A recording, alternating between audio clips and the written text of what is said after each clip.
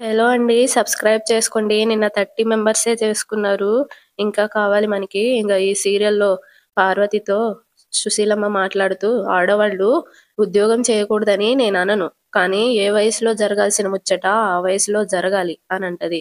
అప్పుడు పార్వతి మంచి సంబంధం వస్తే తప్పకుండా చేస్తానమ్మా అనంటది.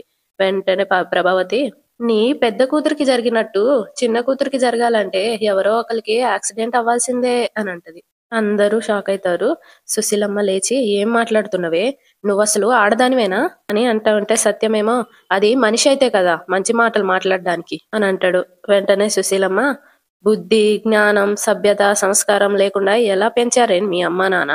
ఒక ఆడపిల్ల పెళ్లి గురించి ఇంత తేలిగ్గా మాట్లాడతావా?" అని అంటా ఉంటే శృతి కూడా "చిచి మీ మమ్మీ ఎప్పుడు కల్చర్ నేర్చుకుంటది రవి" అని అడుగుతది.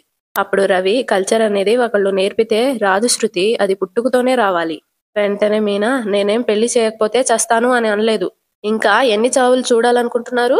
ఎవరు చావాలని కోరుకుంటున్నారు? ఆ నోటికి మంచి మాటలే రావా? మా అమ్మ వచ్చినప్పుడల్లా ఏదో ఒక మాటని ఏడిపిచ్చి పంపిస్తారెందుకు? అని అంటా ఉంటే మౌనిక కూడా ఇలాంటి మాటలు మాట్లాడడానికి నీకు నోరెలా వచ్చిందమ్మా? చిచి అందరూ చేయగొడుతున్నారు. తప్పని అనిపించడం లేదా? కామాక్షి ఏమో ఈ మధ్య నువ్వు వండుకున్న కూర నువ్వే తింటున్నావా? నాలుక ఎటంటే అటు తిరుగుతుందా? తిక్క తిక్కగా మాట్లాడుతున్నావేంటి? అని అంటా ఉంటే వెంటనే సత్యం ఏమే అన్నం తింటున్నావా గడ్డి తింటున్నావా? పుట్టినరోజు జరుగుతా ఉంటే చావు మాట ఎందుకు మాట్లాడావే? నీకు ఎంతమంది గడ్డి పెట్టినా బుద్ధి జ్ఞానం రావా అని అంటాడు. సుశీలమ్మ కూడా నోటికి హద్దు పద్దు లేదా? ఎంత మాట అంటే అంత మాట మాట్లాడుతున్నావే అని అంటా ఉంటే ప్రభావతి ఊ అని చేతులు మూసుకొని ఆపండి, సారీ చెవులు మూసుకొని ఆపండి, ఏంటి ఒకేసారి అందరూ నా మీద దండెత్తి యుద్ధం ప్రకటించారు అని అంటది. అప్పుడు సత్యం నువ్వు ఒక రాజ్యానికి రాణివని నీ మీద దండెత్తి యుద్ధం కూడా చేస్తారు. ఇంతమందితో మాటలు అనిపించుకున్నావు, ఏం జన్మేనిది ఛీ అని అనగానే ప్రభావతి తడబడుతూ ఆ నేను అంత తప్పు మాట అన్నానా కామాక్షి అని అడుగుతది. అప్పుడు కామాక్షి లేదు, శుభం పలకరా పెళ్లి కొడుకా అంటే శోభనంలో పలుకుతా అన్నట్టు ఒక ఆడపిల్ల పెళ్లి గురించి మాట్లాడుతుంటే ఎవరో ఒకరికి యాక్సిడెంట్ కావాలి అని అన్నావు అంటే దాని అర్థం ఏంటి అని అంటా ఉంటే ప్రభావతి ఏమో చిన్న ముఖం పెట్టుకొని సరే ఏదో నోరు జారింది వదిలేయొచ్చు కదా అని అంటది. అప్పుడు సత్యం నిన్నెప్పుడో వదిలేయాల్సిందే, పిల్లలు పుట్టారని ఊరుకున్నాను అని అంటా ఉంటే పార్వతి ఏమో వదిలేయండి అన్నయ్య అని అనగానే ప్రభావతి కంగారు పడుతూ ఏంటి నన్నా అని అంటది. అప్పుడు పార్వతి ఈ గొడవలు ఇక్కడితో వదిలేయమంటున్నాను వదినా అని అంటది. అప్పుడు ప్రభావతి మీరంతా గొప్పవాళ్ళు, సూక్తులు సుభాషితాలు మాట్లాడుకోండి, ఇంట్లో మూలలే లేవా? నేనెళ్ళి ఆ మూలలో కూర్చుంటాను, నువ్వు రా కామాక్షి అనంగానే కామాక్షి నువ్వు తుమ్మనంటే వస్తాను అని అంటది. ఏహే నువ్వు రా అని చేపట్టుకొని తీసుకెళ్లిపోతది. వాళ్ళు వెళ్ళిపోయాక సుశీలమ్మ అమ్మా సుమతి నువ్వేం పట్టించుకోకమ్మా, అమ్మా పార్వతి దాని బుద్ధే అంత, దానికి నువ్వు సంతోషంగా ఉంటే ఓర్చుకోలేదు అని అనగానే అక్కడ ప్రభావతి విని అవును నిప్పులు తొక్కిన కోతిలా ఇల్లంతా ఎగురుతూ ఉంటాను అని అనగానే సత్యమేమో నువ్వు నోరు ముయ్, నోరెత్తావంటే నీకు నెక్స్ట్ బర్త్డే ఉండదు అని అంటాడు. అప్పుడు కామాక్షి ప్రభావతి నోటికి చెయ్యి అడ్డుగా పెడుతూ ఊరుకోవచ్చు కదా అని అంటది. అంతా నీ మీద ఎగబడతారు అని అంటది. సత్యమేమో అమ్మ మీనా అందరికీ చల్లగా ఆ రోజ్ మిల్కేవో ఇవ్వమ్మా అని అంటాడు. మీనా అలాగే మావయ్య అని లోపలికెళ్తది. మీనా రోజ్ మిల్క్ గ్లాసులు తేవడం చూసి కామాక్షి ప్రభావతితో సైగ చేస్తది నాకు కూడా ఒకటి అన్నట్టు. ప్రభావతి మీనా నాపి నాకు కూడా అని అంటది. అప్పుడు మీనా నవ్వుతూ "హ్మ్, మీకు ఇవ్వకుండా ఉంటానా అత్తయ్య? చిన్నపిల్లలా అడుగుతారేంటి, తీసుకోండి అని అనంగానే కామాక్షి ఫస్ట్ తీసుకుంటది నవ్వుకుంటూ. ఇద్దరు తీసుకుంటారు. సత్యం సుశీలమ్మ పార్వతమ్మ అందరు కూర్చొని ఉంటారు, మిగతా వాళ్ళు నిలబడి ఉంటారు. సత్యమేమో దాని మాటలు ఏమీ పట్టించుకోకమ్మా, నాకు తెలిసిన వాళ్ళకి నేను చెప్తాను, మంచి సంబంధం చూద్దాం అని అంటా ఉంటాడు. ఇటు కామాక్షి ఏమో ప్రభావతితో చూసావా నువ్వు అన్న మాట వెంటనే మర్చిపోయింది అని అనగానే ప్రభావతి సంతోషించాంలే అని అంటది. ఇటు మీనా అందరికి రోజ్ మిల్క్ ఇస్తది. ఇచ్చేశాక మీనా సుమతి దగ్గర నిలబడి సుమతి సరిగ్గానే చెప్పింది, ముందు ఉద్యోగం చూసుకోవాల్సిందే, దాని కాళ్ల మీద అది నిలబడాల్సిందే, లేదంటే అత్తగారింట్లో విలువుండదు, ఏమీ లేని వాళ్ళ ఇంట్లో నుండి వచ్చామని ఎగతాళి చేస్తారు, నాకెలాగో ఆ మాటలు తప్పడం లేదు, ఇదైనా గౌరవంగా బతకాలి అని అంటా ఉంటే సుశీలమ్మేమో అందరు అత్తలు నీ అత్తలా ఉండర్లేమ్మా అని అనగానే మౌనిక కూడా అవును మా అత్తగారైతే దేవత అని అంటా ఉంటే ఆ పక్క నుండి మీ అమ్మగారే పెద్ద భూతం అని అరుస్తూ ఉంటది ప్రభావతి. అప్పుడు మౌనిక అంత నోరేసుకొని అరిస్తే భూతాన్ని చూసినట్టే చూస్తారు అని అనేసరికి వీలైతది. కామాక్షి అయ్యో అని అంటా ఉంటది. ఇటు శృతి ఏమో మీకు ఇంకా మాట్లాడే రైట్స్ లేవాంటీ, టంగ్ స్లిప్ అయింది, మీ గౌరవాన్ని కాపాడుకోండి అని అనగానే కామాక్షి కాముగుండు కాముగుండు అని సైగ చేస్తూ ఉంటది. రవి ఏమో సుమతి దగ్గరికి వెళ్ళి మాట్లాడుతూ ఉంటే అది చూసి ప్రభావతి కామాక్షి కామాక్షి అది చూడు నా కొడుకుతో ఎలా మాట్లాడుతుందో అని అంటా ఉంటే కామాక్షి ఏమో ఊరుకో వదినా, ఈసారి ఎవరైనా విన్నారు అంటే నిన్ను బయటికి గెంటేస్తారు నీ పెద్ద కొడుకులాగా అని గ్లాస్ పక్కన పెట్టేసి ఒక బొచ్చ పట్టుకొని ఇదిగో ఇలా బొచ్చ పట్టుకొని బాబా బాబా అని అడుక్కోవాలి. అయినా నిన్ను చూస్తే చెల్లని పావులా కూడా వేయరు అని అనగానే ఆ గిన్నె పట్టుకొని కొట్టడానికి పోతుంది ప్రభావతి. అబ్బో వదినా అని పక్కకు తీసుకొని ఆ గిన్నె పెట్టేస్తుంది కామాక్షి. ఇటు శృతి వాళ్ళ అమ్మేమో ఫంక్షన్కి వస్తుంది. ఇక ఇంటి ముందు కారు దిగుతుంది. దిగి తనలో తాను మళ్ళీ రావడానికి వంక దొరికింది, గొడవ పుట్టించడానికి కారణం దొరికింది, పుట్టించే వెళ్తాను అని అనుకొని గేట్ తీసి లోపలికి వెళ్ళి సుశీలమ్మకు హ్యాపీ బర్త్డే అమ్మా అని అంటది. సుశీలమ్మ అలా చూస్తా ఉంటే సత్యమేమో అమ్మా మన శృతి వాళ్ళమ్మ అని అనగానే అలాగా అని అంటది. శృతి వాళ్ళమ్మ గిఫ్ట్ తీసుకెళ్లి ఇస్తది. అక్కడికి ప్రభావతి వచ్చేసి బాగున్నారా వదినా అని అంటది. బాగున్నాను అని ఆమంటది. పర్వాలేదే, మా లాంటి వాళ్ళ ఇళ్లలోనే పెద్దవాళ్ళ బర్త్డేలు సెలబ్రేట్ చేస్తారని అనుకున్నాను, మిడిల్ క్లాస్ వాళ్ళు కూడా సెలబ్రేట్ చేస్తారా అని అనగానే అందరు సీరియస్ గా చూస్తారు ఆమె వైపు. సత్యమేమో అభిమానం చాటుకోవడానికి, ఆత్మీయ చూపించుకోవడానికి ఆస్తితో పనేముందమ్మా, మనసుతో చేసే ఫంక్షన్ డబ్బుతో కొలిచేది కాదు అని అంటా ఉంటే శృతి వాళ్ళమ్మ నవ్వుతూ అంతేలేండి, డబ్బుతో చేసే పని కాదు కదా.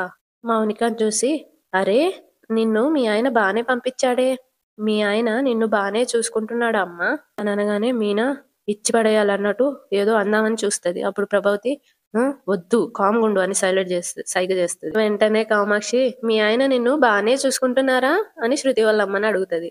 వెంటనే ఆమె అదేం ప్రశ్న అని అనగానే కామాక్షి మరి మీదేం ప్రశ్న, ఎవరైనా కొత్తగా పెళ్ళైన వాళ్ళు కనిపెడితే ఎలా ఉందమ్మా నీ కాపురం, మీ ఆయన బాగున్నారా, మీ అత్తగారు బాగున్నారా అని అడుగుతారు.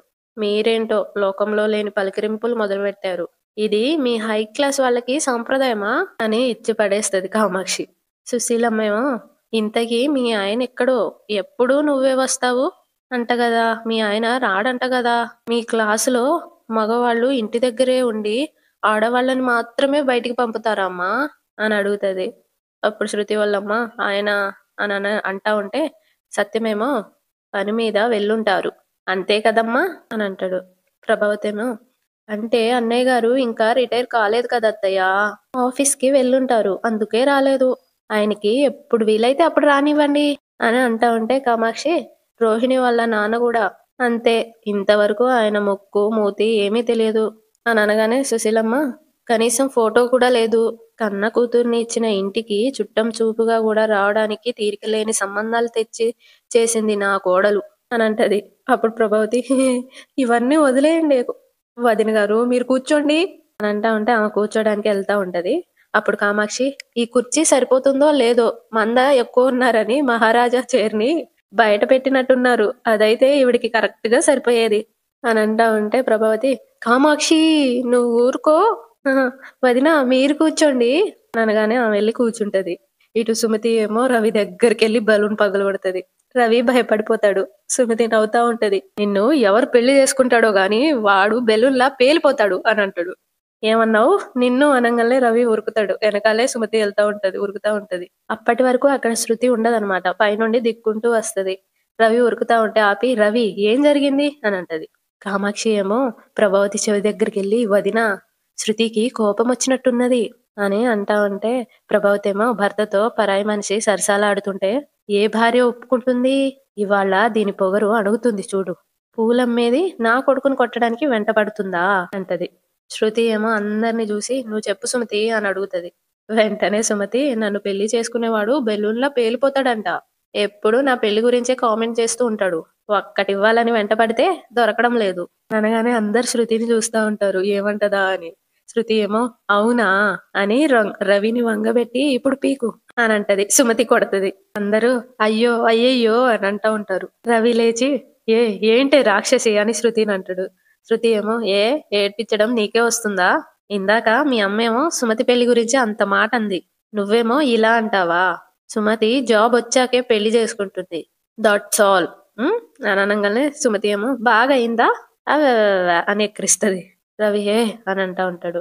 అటు మీనా ఏమో సంస్కారం అంటే ఇది, విశాలమైన మనసు అంటే ఇది, ఎప్పుడు బురద జల్లుదామా అని చూసే వాళ్లకు శృతి ఒక చక్కటి సమాధానం చెప్పింది అని అంటా ఉంటే సత్యం కూడా అవును, వయసులో చిన్నదైనా మంచి మనసున్న కోడలు దొరికిందిరా అని అంటారు. కామాక్షి ఏమో ప్రభావతి చెవి దగ్గరికి వెళ్ళి మీనా తిట్టింది నిన్నే అని అంటది. మనోజ్ ఏమో ఉన్నదే అగ్గి పెట్టేంత ఇల్లు, ఇల్లంతా గెంతేస్తే ఎలా అని అంటా ఉంటే శృతి మీరేంటి పోలీస్ ఆఫీసర్ లాగా చాలా స్ట్రిక్ట్ గా మాట్లాడుతున్నారు అని అంటది. వెంటనే మనో ఒక చోట కుదురుగా కూర్చోవచ్చు కదా అని అంటాడు. రవేమో పార్క్ లో కూర్చున్నట్ట అని అంటా ఉంటే శృతి ఏ రవి ఏ రవి ఆఫీసర్ ఆర్డర్, మనం ఒబే చేయాలి అని సుమతి ఇంకా రవి శృతి ముగ్గురు సెల్యూట్ చేస్తారు. ఎస్ సార్ అని అందరూ నవ్వుకుంటూ ఉంటారు. సుశీలమ్మేమో ఏ కల్మషం లేని పసి మనసులు వాళ్ళవి అని అంటా ఉంటే శృతి వాళ్ళమ్మేమో లోపల లోపల మంచి అవకాశం పోయింది అని అనుకుంటూ మీనాను చూసి దొరికింది అని లోపల లోపల అనుకొని ఏ అమ్మా మీనా బాగా రెడీ అయ్యావు, కానీ మీ ఆయన నగలు కొంటేనే వేసుకుంటా అని అన్నావు, ఇంకా కొనలేదా? రోల్డ్ గోల్డ్ నగలే పెట్టుకున్నావు, ఆ రోజు నగల మీద మోజు లేదని చెప్పి అన్ని తీసేసి ఇచ్చేసావట కదా, ఇంకా నగల మీద ఆశ తీరినట్టు లేదు, అందుకనే గోల్డ్ కవరింగ్ నగలే వేసుకున్నావా అని నవ్వుతూ అంటది. అప్పుడు ప్రభావతి తడబడుతూ ఆహా అదేం లేదు వదినా, అవి బంగారు నగలే, నేనే బాగా కడిగి దాచిపెట్టాను అని అంటా ఉంటే శృతి వాళ్ళమ్మేమో అవన్నీ మొత్తం రోల్డ్ గోల్డ్, మీరు బాగానే కవరింగ్ చేస్తున్నారు, కానీ కిలో బంగారం ఉన్న నేను రోల్డ్ గోల్డా అసలు నగలా అనేవి కనిపెట్టలేనని అనుకున్నారా అని అంటా ఉంటే సుశీలమ్మేమో ఆ పుస్తెళ్తాడు నేను దగ్గరుండి మా ఊర్లో చేయించాను, అది బంగారం కాదంటావేంటి అని అంటా ఉంటే కామాక్షి ఏమో మీరు కిలో బంగారం కొన్నారా? అవునులేండి, మీ సైజు పర్సనాలిటీకి కిలో బంగారం అయితేనే సరిపోతుంది అని అంటది. మీనా ఏమో ఇవి బంగారు నగలే పిన్ని గారు అని అంటది. అప్పుడు శృతి వాళ్ళమ్మ ఏమో మరి మీరందరూ బంగారు నగలే అంటున్నా నాకేమో అనిపించట్లేదు, అందుకోసమే నాకు తెలిసింది అనిపించింది చెప్పాను, ఎవరేం దాచిపెట్టారో అని అంటది. అప్పుడు మీనా వాళ్ళ అమ్మగారు పార్వతి గారు బీరువాలో పెట్టిన నగలు బంగారం బయటకొచ్చేసరికి గిల్టిగా ఎలా మారిపోతుందమ్మా, మీరు మరీ వింతగా మాట్లాడుతున్నారు, మేము కిలోల కొద్ది బంగారం కొనలేకపోవచ్చు, కానీ ఉన్నంతలో నా కూతురు అసలు బంగారమే వేసుకుంటుంది, గిల్ట్ నగల జోలికి ఏనాడూ పోలేదు అని అంటా ఉంటే సుశీలమ్మేమో నీకలా అనిపిస్తే అనుకో అమ్మా, తప్పులేదు, కానీ ఇప్పుడు నీకు మేము ఇవి నికార్సైన బంగారు నగలని రుజువు చేయాలా ఏంటి అని అంటా ఉంటే శృతి వాళ్ళమ్మ నాకు అనిపించింది చెప్పాను అని అంటది. అప్పుడు రోహిణి అవి మా అత్తయ్య గారే బీరువాలో నుండి తీసి ఇచ్చారు, మీనా ఎప్పుడు పసుపు తాడే వేసుకుంటుంది గాని గిల్ట్ నగలు వేసుకోవడం మేమెప్పుడూ చూడలేదు అని అంటది. అప్పుడు శృతి వాళ్ళమ్మ అనిపించి చెప్పడం కూడా తప్పేనా అని అంటా ఉంటే సుశీలమ్మ నీకు అనిపిస్తే నీ మనసులోనే ఉంచుకోవాలి, బయటికంటే మా మీనా బాధపడతా చెప్పు. శృతి ఏమో మమ్మీ నువ్వు వచ్చింది గ్రానికి బర్త్డే విషెస్ చెప్పడానికి, చెప్పావు కదా ఇక పద అని అంటది. వాళ్ళమ్మ అది కాదు శృతి అని అంటా ఉంటే శృతి వాళ్ళమ్మ దగ్గరికి వెళ్ళి రామ్మా రామమ్మి మనం బయట మాట్లాడుకుందాం అని తీసుకెళ్లిపోతుంది. వాళ్ళు వెళ్ళిపోగానే కామాక్షి అమ్మో నీ పని అయిపోయింది అనుకున్నాను, నువ్వు మనోజు గుడి ముందు అడుక్కొని బంగారు నగలు చేసేదాకా మీరు రావద్దని బయటకు గెంటేస్తారు అని అంటా ఉంటది ప్రభావతితో మెల్లగా. శృతి వాళ్ళ మమ్మీని బయటికి తీసుకెళ్లిపోయి ఏంటి మమ్మీ నువ్వు ఎప్పుడొచ్చినా ఏదో ఒక గొడవ పెడుతూనే ఉంటావు, మామూలుగా ఉండలేవా, మీనా ఏ బంగారం వేసుకుంటే నీకెందుకు, నువ్వు ఏదో ఒక పుల్ల పెట్టాలనే చూస్తావా, this is too much mummy అని అంటా ఉంటే వాళ్ళమ్మేమో వసే వెర్రిదానా, వాళ్ళు బంగారు నగలు కొనలేక గిల్టి నగలు వేసుకుంటున్నారు, అది కనబడడం లేదా నీకు, అలాంటి వాళ్ళు నీ బంగారం మాయం చేయరని గ్యారంటీ ఏంటి, అందుకే నువ్వు ముందుగానే జాగ్రత్త పడతావని బయట పెట్టాను అని అంటా ఉంటే శృతి ఏమో అమ్మా నువ్వు వద్దు, నీ బంగారము వద్దు, నీ ఫిట్టింగ్లు వద్దు, కావాలంటే నువ్వు ఇచ్చిన బంగారం నువ్వే తీసుకెళ్ళిపో, ఇప్పుడు బాలు లేడు కాబట్టి సరిపోయింది, ఉండుంటే ఒక పెద్ద వార్ జరిగేది, మా ఫ్యామిలీలో నువ్వు వేలు పెట్టొద్దు మమ్మీ, ఎవరు ఏమనుకున్నా అందరం హ్యాపీగా కలిసే ఉంటాం, ఇక నువ్వెళ్ళు, నువ్వు ఇంకోసారి మా ఇంటికి రాకు మమ్మీ అని అనేసి వెళ్ళిపోతుంది. వాళ్ళమ్మ ఏడ్చావులే, అలాంటి మనుషుల్ని భరించలేక నువ్వే మన ఇంటికి రాకపోతే చూడు అని అనుకుంటూ కారెక్కి వెళ్ళిపోతుంది. ఇటు సంజయ్ మౌనికకి కాల్ చేస్తూనే ఉంటాడు, మౌనికేమో లిఫ్ట్ చేయదు. ఇదెందుకు లిఫ్ట్ చేయట్లేదు, డౌట్ లేదు, ఇది గుళ్ళో ఉండుండదు అని వాళ్ళమ్మ దగ్గరికి వెళ్ళి అమ్మా అనగానే రారా రా అన్నం తిందు వడ్డిస్తాను అని అంటది. ముందు నువ్వు ఒక నిజం చెప్పు అని అడుగుతాడు. ఏంటది అని అంటే, మౌనిక ఎక్కడికెళ్ళింది అని అడుగుతాడు. గుడికెళ్ళింది అని అంటది. అయితే నా ఫోన్ లిఫ్ట్ చేయడం లేదెందుకు అని అంటాడు. గుళ్ళో ఉంది కదరా, అది కూడా పూజలో ఉంది. ఫోన్ ఎలా తీస్తుంది చెప్పు అని అనంగాల్నే సంజయ్ ఏమో భక్తిలో మునిగిపోయిందనమాట. పరమ భక్తురాలు అని అనంగాల్నే వాళ్ళమ్మేమో నువ్వు మరీ అంత వెటకారంగా ఏం చెప్పక్కర్లేదు. మౌనికకి దేవుడి మీద భక్తి ఎక్కువే అని అంటా ఉంటే సంజయ్ ఏమో అవును. ఇంట్లో ఉన్న ఈ పతిదేవుడంటే భయం లేదు. కానీ గుళ్ళో ఉన్న దేవుడంటే అపారమైన భక్తి అని అంటా ఉంటే వాళ్ళమ్మేమో నువ్వు ఎలా అనుకుంటే అలా అనుకోరా అని అంటది. అప్పుడు సంజయ్ సరే ఏ గుడికెళ్ళిందో చెప్పు అని అడుగుతాడు. ఎందుకు అని అంటది. అంటే పూజ చేసి చేసి అలసిపోయి ఉంటది గదా! కార్‌లో ఏసి తీసుకొద్దామని అని అంటాడు. వెంటనే వాళ్ళమ్మ పర్వాలేదులే వచ్చేస్తుంది. తనకి ఆ గుడేం కొత్తది కాదు అని అంటా ఉంటే సంజయ్ ఏమో అరే! గుడి పేరు చెప్పడానికి నీకేంటి ప్రాబ్లమ్ అని అడుగుతాడు. అని అనగానే వాళ్ళమ్మేమో మౌనికని ప్రశాంతంగా పూజ కూడా చేసుకోనివ్వవా అని అంటది. అప్పుడు సంజయ్ అమ్మా నేను పూజ పూర్తయ్యే వరకు బయటే ఉంటాను. అలా భార్య కోసం వెయిట్ జేసి తీసుకొచ్చేవాళ్ళు ఎవరుంటారు చెప్పు?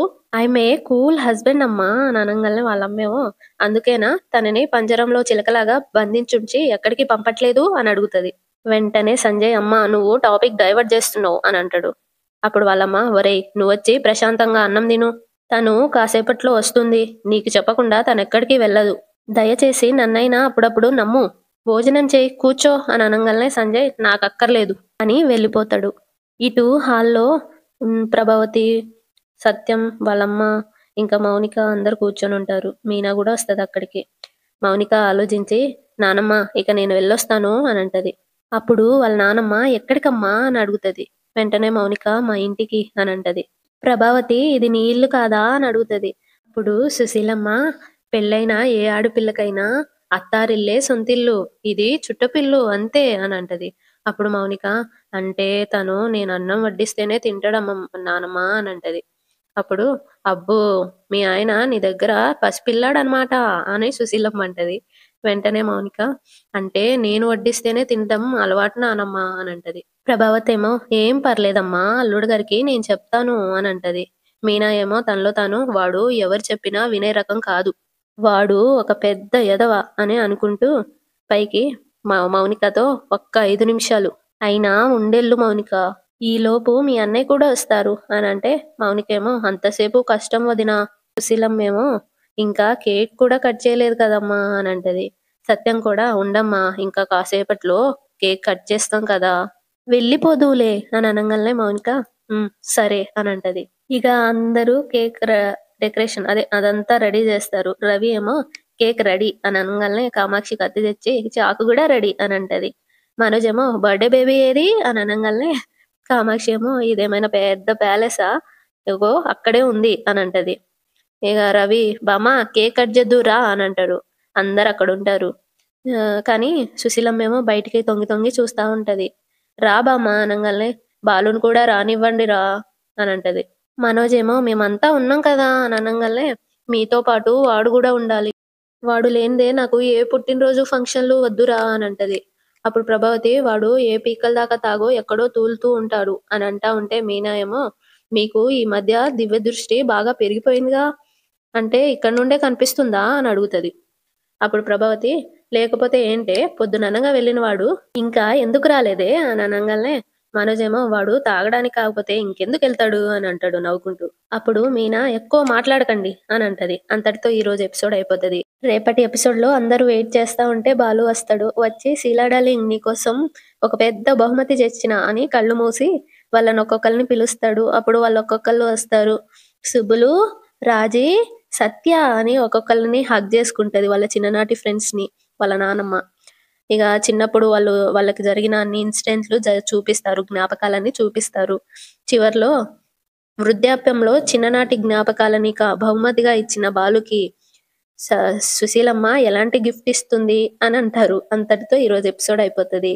సో, సబ్స్క్రైబ్ చేసుకోండి. లైక్ కూడా చేయండి కదా!